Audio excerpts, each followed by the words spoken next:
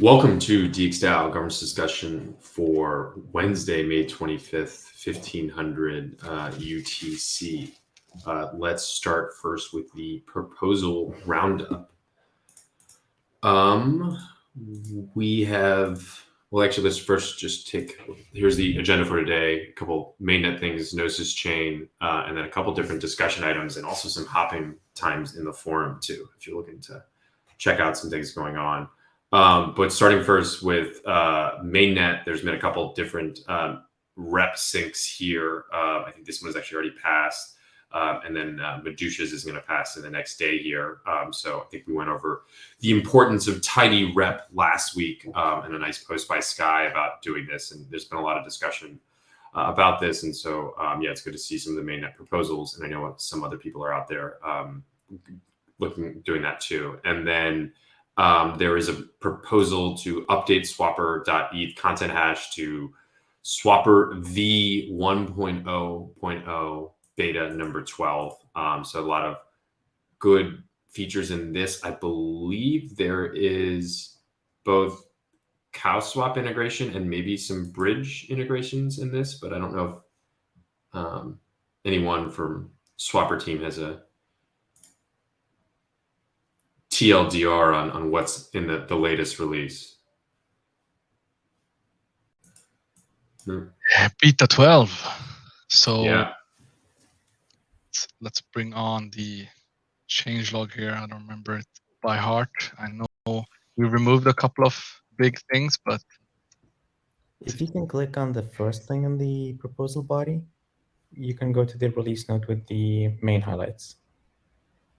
Oh, nice. This thing? Or no, this thing? Yes, that takes you to. Oh, nice. Yeah. Yeah. So eco router support for Polygon. So sorry. And then the new swapback design. I mean, just so we know here, if you see what's changed, that it's a huge list of changes, and we actually added a lot of stuff.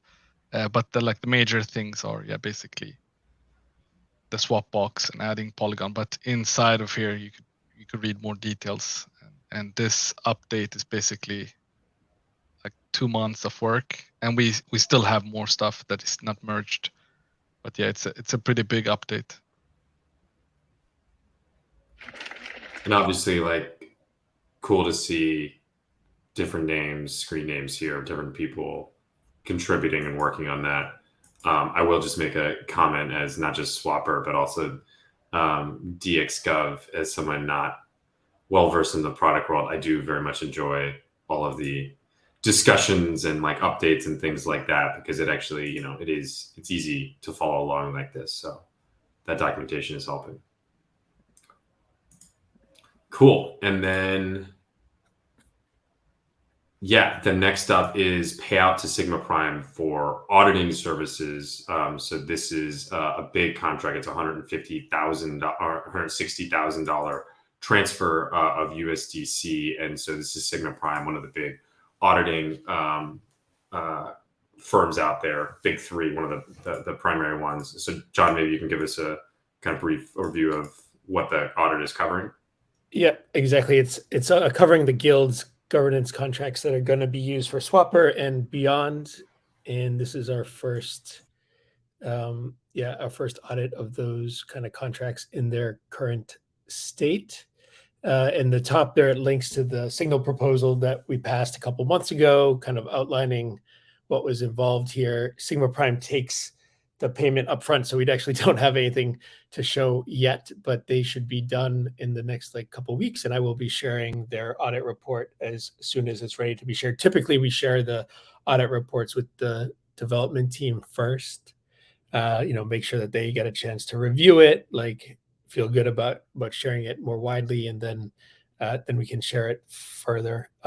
And probably before we publish it, there's a round of acceptance for any changes. So they're going to come back with a report and a lot of findings.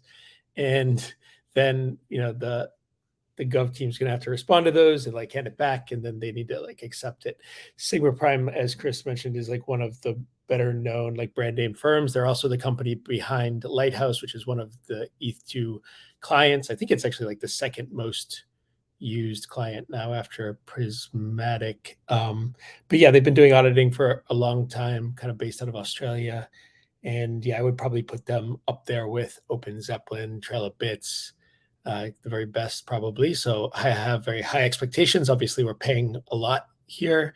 I think it's a good thing to note that like we're going to have to, I think, project and budget out what our auditing costs will be into the future. Like historically, we've been kind of sparing on our budget for auditing. You know, we had an independent auditor, Phil, that did a lot of our auditing, and we just did like single audits for like Carrot V1 farming contracts, and like some other stuff that we had done, like the relayers and even like Swapper itself, the core contracts. But I think like industry standard there is a couple of independent audits. And I think if our ambitions are to get these governance contracts and products being used widely, and carrying, you know, hopefully tens, hundreds, millions of dollars, maybe even more someday, then, you know, people will expect, you know, good audit reports from good recognizable firms, and it's sort of just best practice. So, I mean, I think this makes sense, but I think we probably need to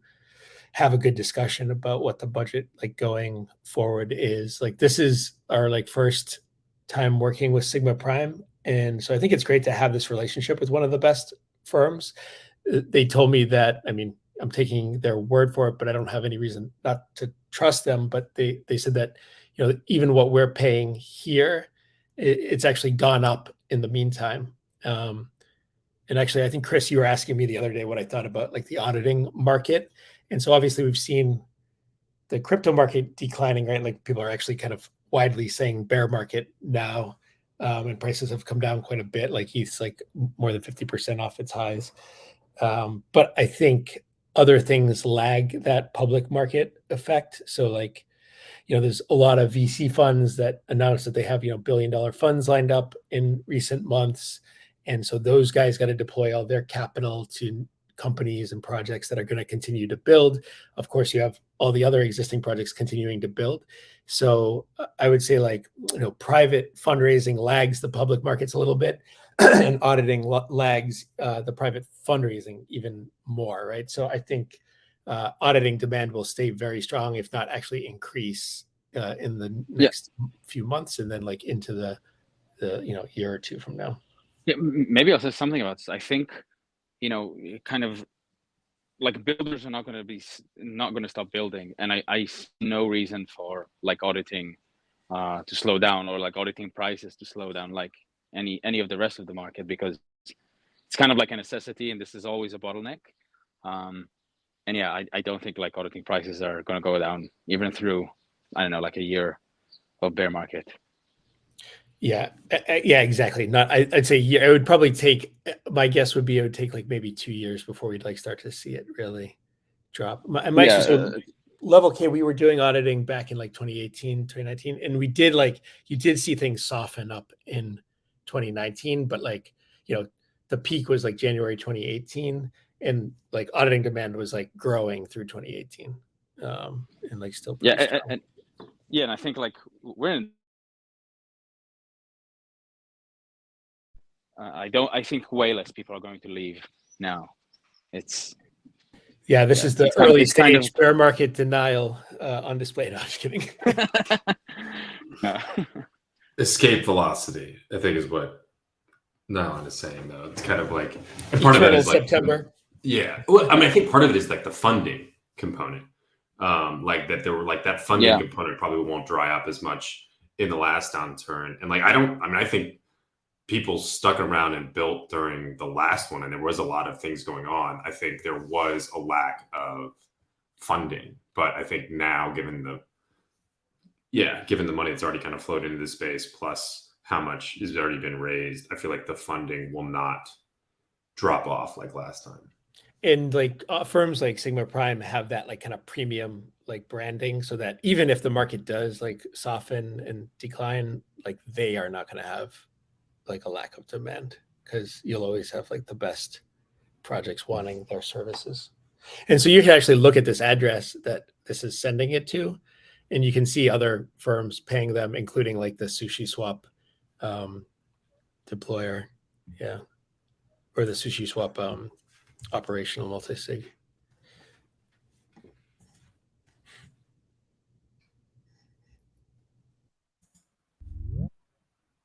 Yeah, there it is. Yeah, and Nathan's talking. 240,000. Yeah. So I wonder what they're working on. Tried it maybe, I don't know. So. Oh shit! This is an interesting way to get alpha. A little Right, intel here. These are things that are going to be deployed soon. If you can figure out who's. Yeah, I'm actually this sushi swap. That's a big. Like, I wonder what that.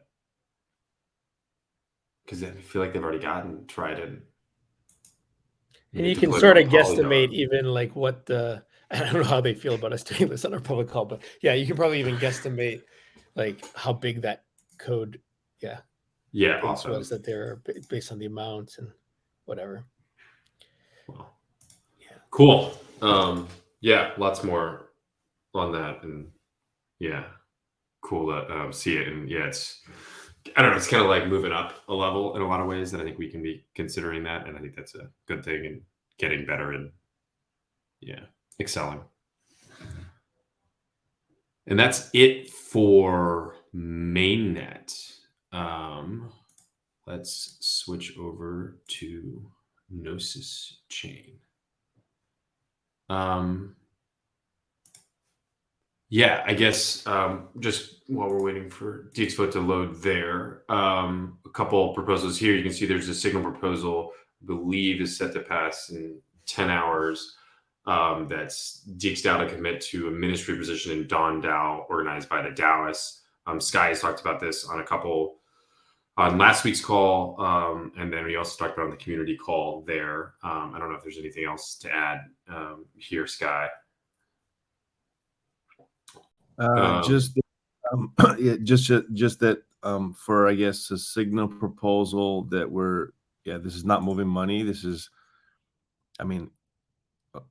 on Gnosis chain only for a reason. I think eventually the payment would be made using Mainnet DAO on Mainnet.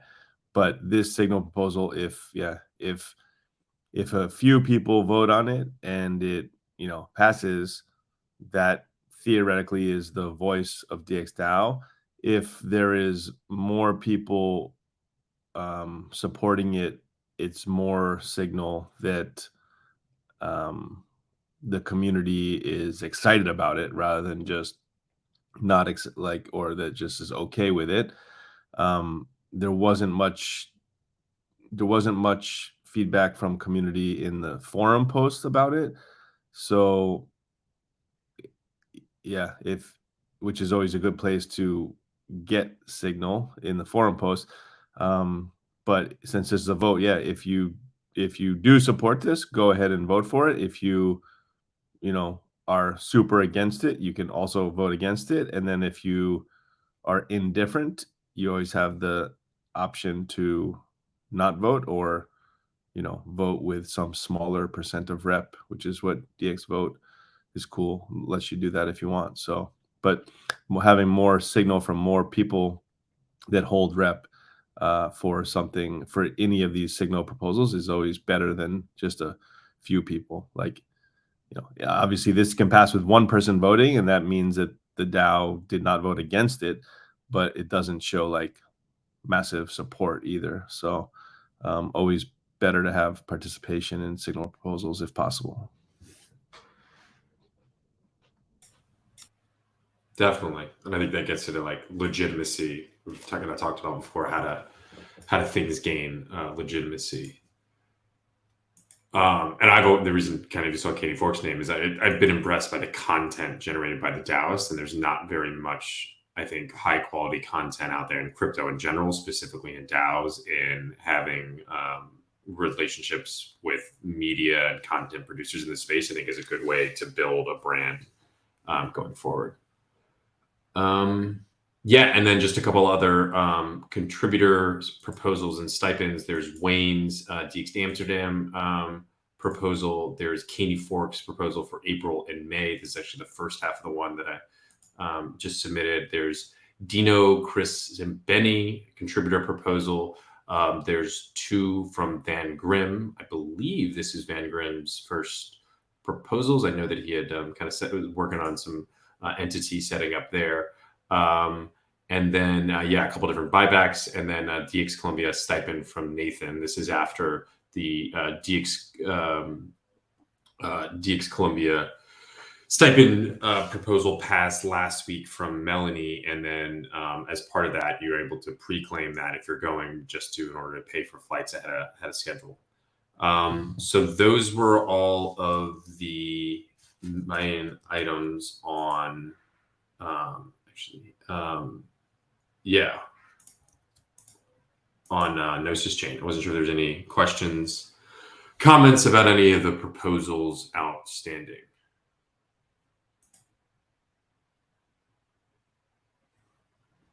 Cool. And then nothing in Arbitrum 1, and then just moving on to some of the discussion items, actually a couple different things to touch on briefly here. I think first, just wanted to talk a little bit about Alchemy and DXvote. I know people have probably been seeing in the last week and a half, there were some downtime on both of them. There were some problems with DXvote, but those got fixed. And then actually just this weekend, Alchemy was running a little bit of the issues there. And so it's very important that like we all participate in governance and kind of using that as a central point. And I know the inconsistencies make it difficult for that. But I think, yeah, it highlights that regardless of, if the website goes down, like people need to get paid and things need to kind of still function. And so it does kind of build some resiliency in how we think about these things. Ross, I don't know if you wanted to talk Ross on the call. Yeah, if you wanted to kind of talk briefly about maybe the direction and how we use DXvote, and maybe you're using like Alchemy and how that fits into DXgov's like product plan. Yeah, absolutely. So I don't know if everyone's seen, I think I've now talked about it on 2 calls. So I think most people have probably heard me talk about like general direction, but there is, oh, thank you, Nathan, for posting that. I was just trying to find the link.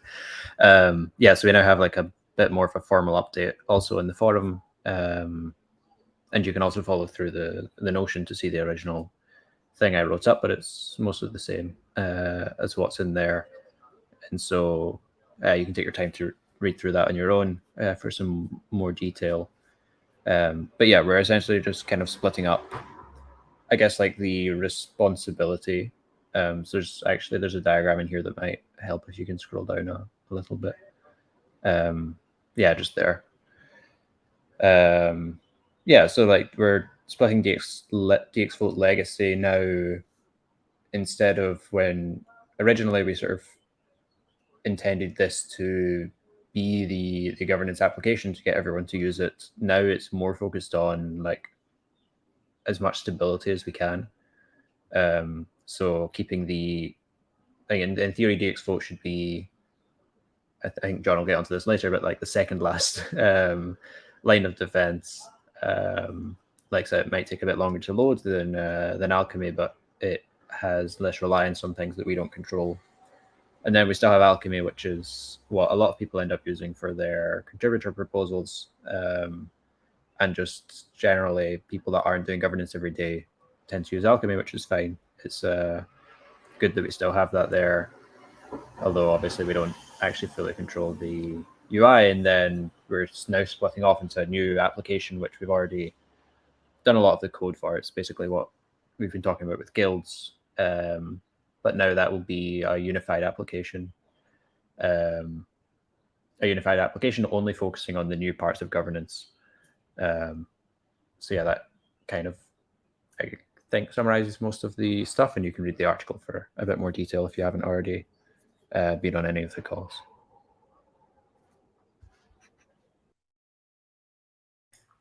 Awesome. That is a fantastic diagram. Or just also, like, I mean, it's both like simple, but like just what it kind of explains is very good. Yeah. Sorry. Go ahead. Awesome. No, yeah. Just a public call for any code name ideas. Yeah. So we're working with Dirk to have proper branding, but for the initial stuff, like we need a code name because it's getting too confusing referring to it as new application or like DXvote. Initially, we were using DXvote 1.1, but now it's more a separate thing, having DXvote plus guilds. So anything you can like project whatever is probably a good way of thinking about it. It doesn't need to even relate to governance necessarily, but no, Dave, no. But yeah, any suggestions are more than welcome. Currently, we only really have one good suggestion from Kenny, which actually I need to double check. I can't remember what it was. We had Kuberneau, Kubrnao, which apparently means governance in Greek. But yeah, just any names this week. Will probably be choosing one and forking off the project. And in the long term, of course, we'll have an actual name that we'll deliberate on a bit more. But yeah, project name would be nice.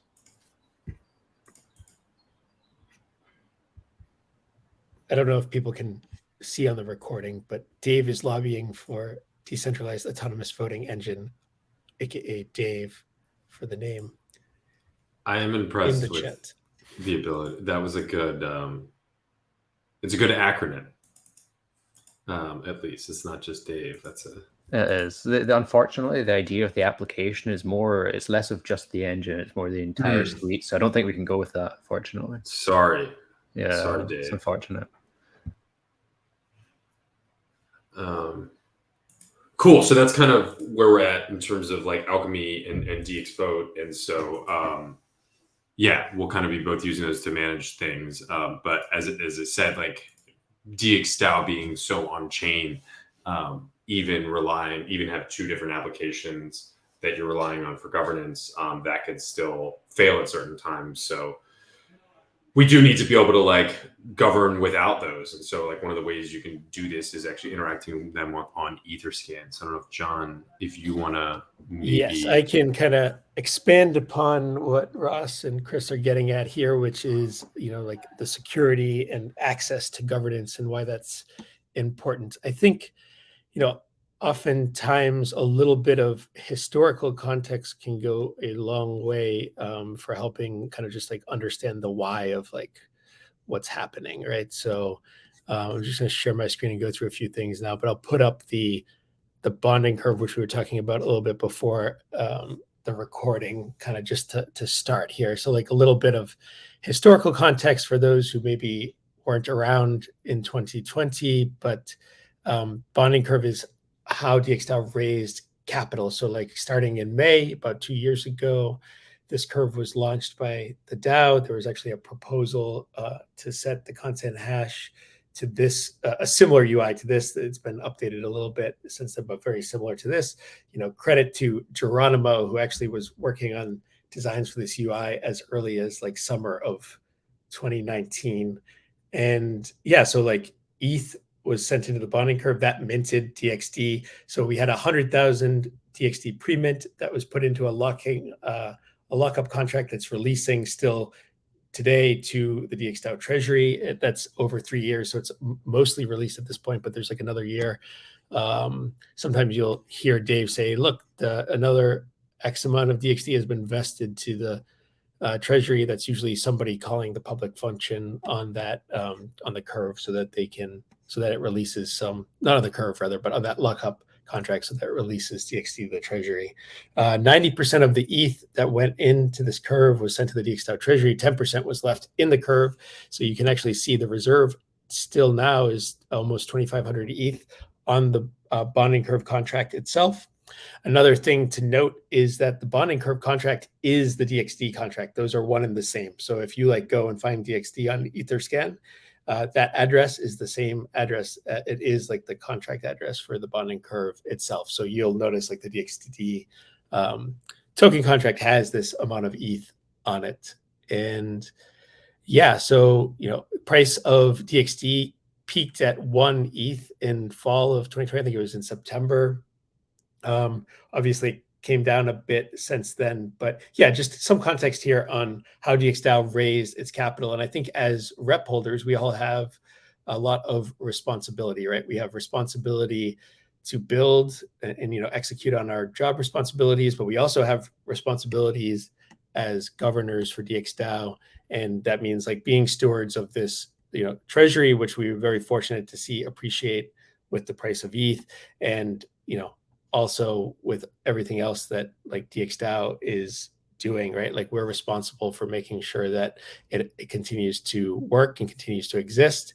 And as we all know, like the governance is on chain, right? So next like bit of context and history here is we'll switch over to Alchemy. So I think most people know that DXDAO was launched on DAOstack's platform, right? So, DAOstack was a project, or I think it still exists, but they've shifted their focus a bit. But initially, they had raised an ICO in 2017 and were working on these governance contracts called ARC and this governance interface called Alchemy, and it actually supports many DAOs. And DXDAO was just one of many DAOs that like launched on the DAOstack platform. So, initially the goal of DXDAO was not to really like work on governance. It was just to use the, to do DeFi stuff or whatever on and use the DAOstack platform to handle the governance, right? So in 2019, that's when Gnosis and DAOstack launched DXDAO. It just had rep and some gen at that point, no DXD, no really significant amount of capital, but there were 400 addresses that had this reputation voting power. The bonding curve came later, like it was sort of like this organic thing, after Gnosis and DAOstack stepped back and weren't involved anymore. Things got a bit quiet. It was also the bear market, but there were some community members that got together and worked on the bonding curve and launching some products. So that kind of, first came reputation, later came DXD and ETH, and that's where the treasury comes from, and that's how we all get nice, not salaries, but contributor payments for our work. And yeah, so Alchemy was what we relied on for a long time, but there was often issues, and it usually had to do with the subgraph going down. And that's actually what happened this past weekend. Like the subgraph stopped syncing. And when the subgraph stops syncing, you start not getting up-to-date information on the UI. So like, on Monday or Sunday or whatever, when you came to the UI, there were like proposals that weren't yet displaying that had already been made. And that is, as Augusto would say, no bueno, right? Like it's very, very bad if DXDAO cannot access its proposals. And that relates to holographic consensus, right? So holographic consensus is this powerful tool which really enables like scalability and operational flexibility for DXDAO, right? So any proposal can get boosted if enough Gen token is staked on the proposal. And once it's boosted, all that it takes to pass is over a certain period of time, more rep has to vote for it than against. And that could be any amount of rep, right? Like it could be a very small amount of rep. And so that's very powerful. It means that like proposals can pass without having to take the whole attention to the whole DAO. Or if you think from like a resiliency standpoint, say, some governments started chasing us and we had to go into hiding and burn our rep and whatever, even if everybody on this call burned their rep, like DXDAO can still operate. And that's really powerful, I think, actually.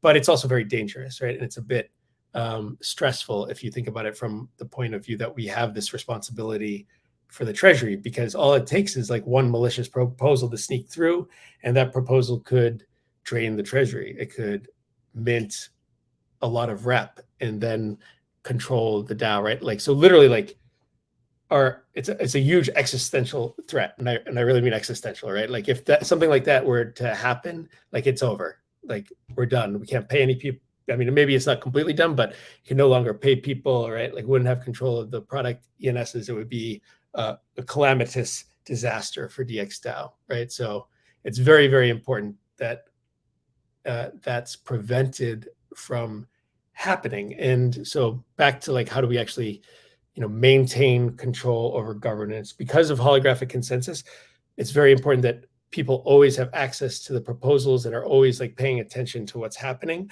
so that in the event that there were a malicious proposal made, like that would just get voted down, right? It would probably get downstaked and never even get boosted. But, if somehow that were to happen, then people could at least vote against it, right? So one attack vector could potentially be to fool the UI into thinking that the proposal is not there. Or if the subgraph is just down and like somebody taking advantage of this fact that like voters can't see the proposals, right? So this has always been sort of an existential threat, and subgraph was often going down, and we'd have these stressful moments of like messaging DAOstack and being like, hey, can you restart the subgraph? Like, why is the subgraph not working? Blah, blah, blah, right? And that was like one of the main motivations for working on DXvote. So like this kind of is the backdrop for what Ross was explaining, right? Like, so DXvote is an alternative to Alchemy. We want eventually for it to be a successor to Alchemy, right? But like one of the things that is interesting about DXvote is that it doesn't actually rely on the subgraph. It does this local cache. And so we remove that dependency on this service that we had found to be unreliable. Beyond that, like Alchemy is also hosted and run by DAOstack, right, which is another like dependency that we have. DXvote is actually like on IPFS. It's like developed by DXDAO contributors. So just like more control here, right? Like, and hopefully more reliability. Of course, this like local cache, we've seen some usability kind of setbacks or like downsides too, right? Sometimes it can take a few minutes to load. So, you know, I mean, just keep that in mind. We like it when people are using DXvote and can give feedback to the developers and everything, but you shouldn't feel bad if like it's taking a long time to load and you want to go use Alchemy, right? Because, you know, as long as you're like trying to keep up with DXvote and giving it a chance, like its purpose right now is really like as a more stable alternative. It's not really at this stage, as Ross pointed out, to like replace Alchemy, but that's coming in the future. But DXgov team has a lot of responsibilities, including guilds, which has been their main focus, which we talked a bit about with the audit earlier, right? So, okay, so now we have Alchemy, we have DXvote. So good news is over this weekend when subgraph was not syncing, I could just go to DXvote. I could see the proposals. It's all good, right? But as Chris pointed out, sometimes DXvote has issues even, right? And, you know, God forbid what happens if like Alchemy and DXvote are down, right? Or how do we even like screen to make sure that, you know, somebody isn't exploiting a problem with the UI to sneak a proposal through? And this like gets into this concept of monitoring. But to understand that and how we can do that better, let's talk a little bit more about the Gnosis protocol, which is this, I think we call it the voting machine, right, Ross, Augusto? Feel free to jump in, guys, if you have anything to add or that I'm missing here. But the Gnosis protocol is like kind of what handles all of the voting for our schemes. And this is like a DAOstack contract, right? So there's actually 2 active Gnosis protocols that interact with different schemes on mainnet. This one here that I have showing is the one that that is used by the contribution reward and other like significant schemes on mainnet. So so now if we go back and we look at the funding and voting power, right, we have 3 boosted proposals here on the screen.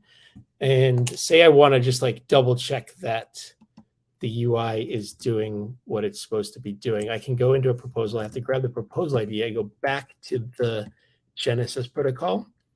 And then you see this org boosted proposals count.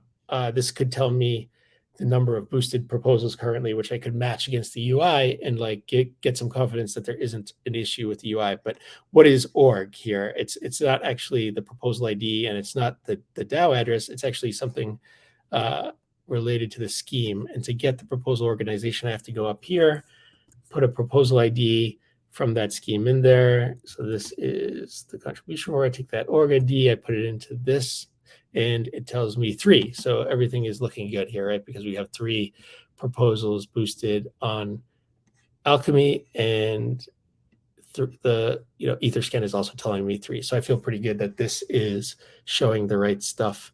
You'll notice that this one's actually closed, but it's not executed. And so some people may be familiar with this idea of like a state machine. Basically, like proposals always have a different state. And when you execute a proposal, it's actually like checking for its state and like updating it if needed. So if a proposal's like voting is done and you execute it, then it will like do whatever it's supposed to do and then like take it out of like the boosted proposal count. And so here on the Gnosis protocol, if you go to the right tab, we can actually see all of the voting actions. So not only can we like screen to make sure that the UI is working appropriately, if the UIs were ever down, you could actually come to Etherscan or Block Scout for Gnosis Chain and take the actions that you need to do to like interact with proposals. Like you can vote here. Sky was saying, DXvote, one of the nice things you could do is you actually set the amount. You could actually do that here in Etherscan as well. But yeah, this is a little tricky. You have to like you have to connect an Etherscan. You have to put the proposal ID in. You have to put, an integer for no or yes, 2 or 1, depending on no or yes. And then you have to actually type in the amount in way of like reputation that you want to use to vote.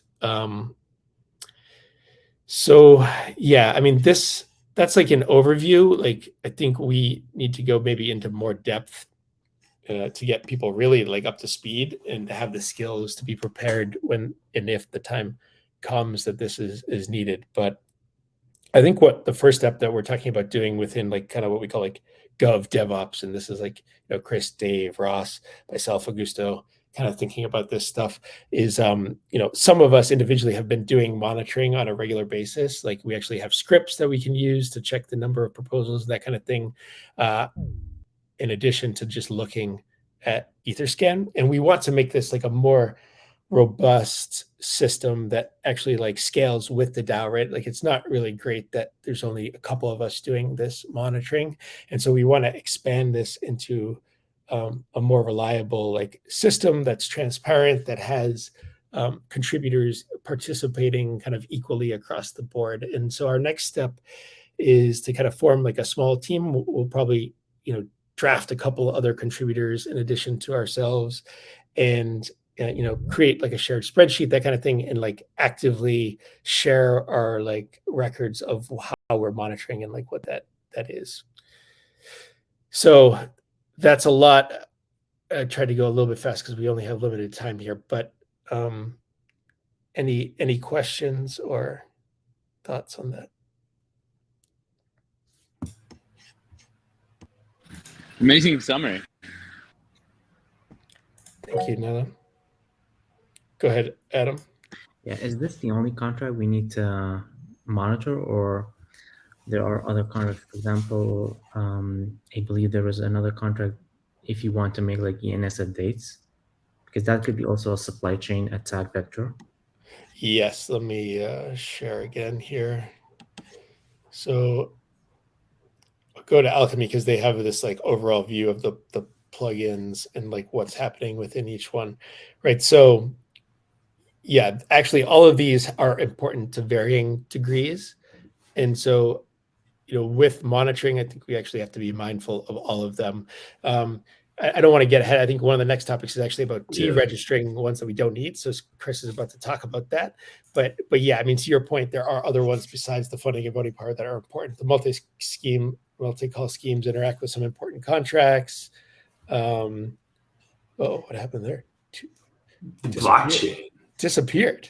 Somebody must have called to execute. So yeah, the funding and voting power is probably like the most powerful in a way because it's like accesses the treasury, mints rep, but the multi-calls are also important. Plugin is also very powerful because they can register new schemes. So it's like equally as dangerous as the funding and voting power, as powerful. But yeah, the multi-call ones are also pretty powerful. And the ENS is operationally, like you said, pretty important. Like it's updating the domains, and you could potentially cause a lot of trouble if something malicious came through here and like set swapper.eth to like a scam build, right? That was stealing people's money. Like we saw a DNS attack on HoneySwap. Like, yeah, I mean, similarly, like the DAO governance is getting the product here, right? So it's the DAO's responsibility to make sure something like that does not happen as well. John, we used to have, I guess it's still operational, but there's like a bot that tracks all proposals. It runs on Keybase and on Telegram, I think. Yeah, that's right. There's actually a few bots. Like, I didn't want to go too deep in this, but there's a few bots that people have written for monitoring. Monitoring has been like, it's a very serious thing. Like I said, like this existential threat, and monitoring is like one of the things that has been done to kind of counter that and like protect against that. We should probably talk more about that, but there's like a DAO stack monitoring bot that operates on Telegram. There's like, one that Nico had written that was operating on Keybase that isn't currently active anymore. And there's also like one that Augusto had written that people can kind of pull off of GitHub. And then Dave also has some stuff that he has written. But yeah, we can talk more about this in the future.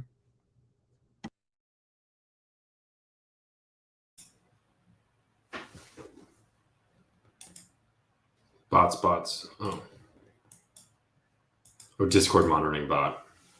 Yeah, I actually saw Compound was doing something, or we're trying to do.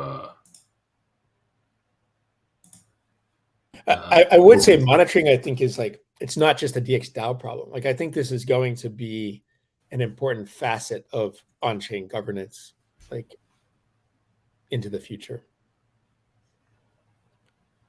So I think Forte by it's kind of by OpenZeppelin.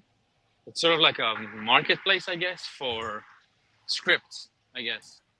I'm trying to like not, yeah, I don't know, not like anyway, just to stay on point with what they're trying to do. And then, you know, anyone could run scripts, anyone could sort of like buy scripts from other people. And so I guess I'm assuming some of them will be related to monitoring. So how to monitor your contract, how to make sure that you get alerts, and yeah, like act accordingly. So something interesting to look into. Very cool. Yeah. Like, it's DAO infrastructure or like DAO tooling, to use the overused word, but could be very useful. I feel like it's not even DAO tooling. It's like infrastructure. It's like dev tools. It's not just DAO. In our case, it is DAO because, you know, we are on chain. But yeah. Yeah, I mean, it might be nice to even like get email, like, you know, some people may want to sign up for like an emailing service. That would probably be pretty centralized at this point, but to get notified of when proposals are coming through or when you should be voting, or like how your proposal that you made is doing, like these kinds of things I think could be pretty useful. Yeah, the email. I think about that one. Just mindful of time, a lot to keep chatting about this, but did want to talk briefly about something that happened related as we were going through this process. It was really looking at our old schemes and all of the things that interact with the mainnet avatar. So Augusto, you made a post yesterday in DAO Talk, excuse me, proposing to remove some of the schemes on mainnet and Gnosis chain. Maybe you could just walk us through it for a minute here. Augusto, are you? Yeah. Yeah. Wait. Well, the idea is to remove all the unnecessary unused and schemes that we haven't been using. That's pretty much it. We want to remove them because, I mean, if they are there, you can still use it, right? And we don't need to use it. And some of them have access to funds that we don't want, you know, because this is attack vector, right? You don't want to have a scheme that you don't care about that can access the funds. So, yeah, I mean, I think the proposal is very simple. We just want to remove the schemes that, spring cleaning schemes. We just want to remove the scheme that we don't need to use. Yeah, and maybe we just kind of quickly go over the schemes we do use, right? And so these are the ones that we want to make sure and obviously keep. The most important, really, in a lot of ways, is this scheme registrar. That's how you would register and under-register schemes. Then we have the contribution reward scheme. This is the one that most people use when you're just submitting a simple payment proposal. It can also mint rep. It can mint rep, and it can transfer any proposal out, transfer any funds out of the treasury. So this is the most widely used. And then we have 3 multi-calls that have a couple different functions. Primarily, the multi-call 3 is used, but the multi-call 1 and 3, as you can see here, can only interact with certain contracts. And so these are like the DX swap relayer, the GP relayer, the bonding curve, some of them are the ENS. And this multi-call 1 is actually can call any contract, but it has a 14-day boosted period, which is kind of to really increase the security on that. So those are the ones we really use on a day-to-day basis. I'm actually also seeing one here. Augusto, people tend to use this ENS public resolver scheme a good amount. That's actually where I think there is currently, this is a proposal that's currently live. I think you can still do that through one of these proposals, but these multi-calls, but they have, I think, a 7-day voting period as opposed to the ENS public resolver scheme, which has a 3-day voting period. So I think it is important from like a product perspective to have that like tighter turnaround for releases. So I think I would prefer to have that scheme still registered. Okay, comment that on the topic and we change it. But some of these, like, I mean, the token registry, we're not really using this anymore. And as I said, we can call this by multi-call. The DutchX scheme, not using anymore. That was obviously one of the first ones installed on DXDAO in order to manage the DutchX exchange. Not using that anymore. And then on Gnosis chain, kind of the same thing here, of course, the scheme registrar. And then the two schemes that we use there are the contribution reward. This is the one, again, that everyone uses for all of their worker proposals and a really payment proposal. And then the multi-call one, which is used for buyback proposals, swapper, liquidity provisioning, stablecoin trades, and the farming campaigns. And then these are all the ones to kind of get rid of here. The DAO deployer schemes and the DAO deployer 2 schemes. I guess the competition scheme has been used in the past, but I don't think it's been used for a while. So maybe, I don't know if anyone has any desire to keep that, or if there were some, that didn't work out with that.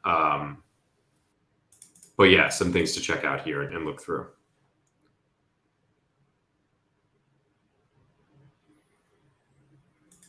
Awesome. And then, mindful of time, I just wanted to make kind of a couple different quick points here. First, I made a post in the forum just talking a little about the management and organization, mostly because now I spend a lot of time on the forum and reading things, and it is getting a little cluttered just because I think we have more and more activity, and really it's a lot of the worker proposals. So I'm going to try to do a better job of tagging these and keeping it a little bit clean, and you can kind of see like the three different ways to look at it going forward. You can have, this is probably the traditional way that everyone has looked at it, which is just looking at DXDAO, everything in the DXDAO category, and everything kind of comes that way. Alternatively, if you only want to look at worker proposals, you can do that here. So these are all the different worker proposals. And then I came up with this tag myself. Maybe Dave could come up with a better one. But NWP stands for not worker proposal. And you guessed it.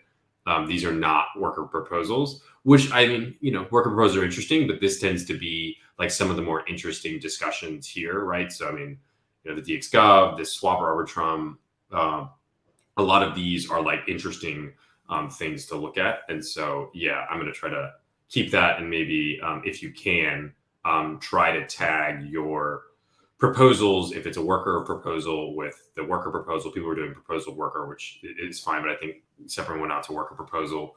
And then also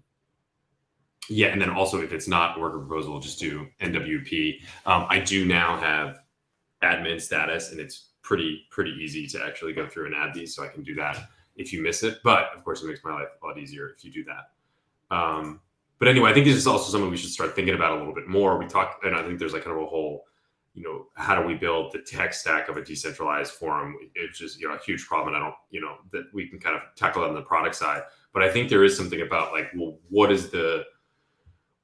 how does the forum function in terms of organization, in terms of people going there, in terms of things, people posting things there? Like, I don't know, for instance, just thinking of some of these posts that are like also worth checking out. Like, these are really great things that are like different discussions and maybe should be a little bit more categorized, or we maybe should think about how to do that.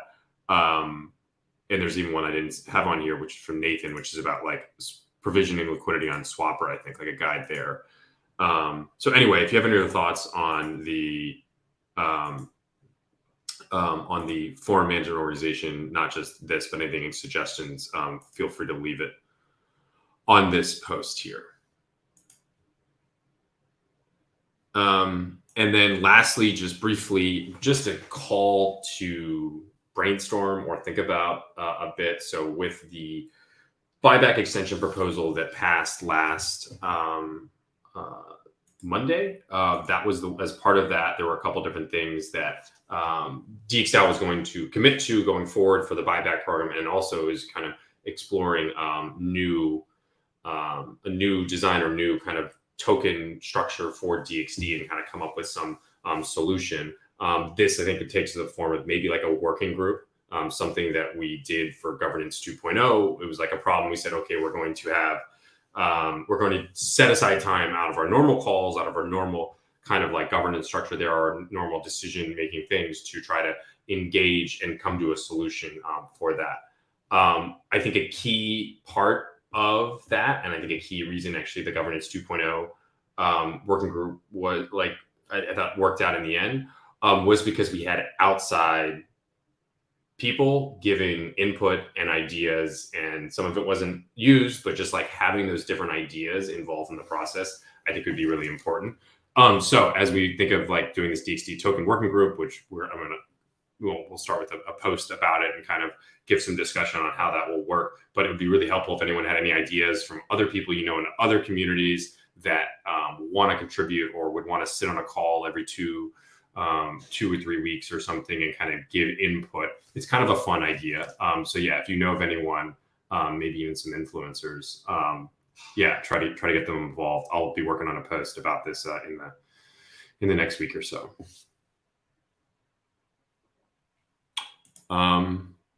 Yeah, and then as I said, there's a lot of great things in the forum. There's a Swapper Arbitrum and Gnosis chain final emissions funding proposal from Keenan.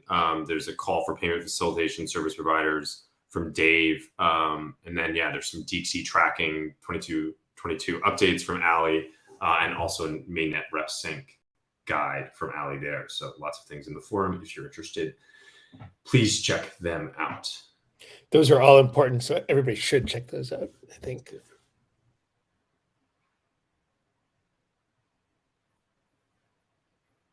Cool. Any parting thoughts, comments, or wisdom?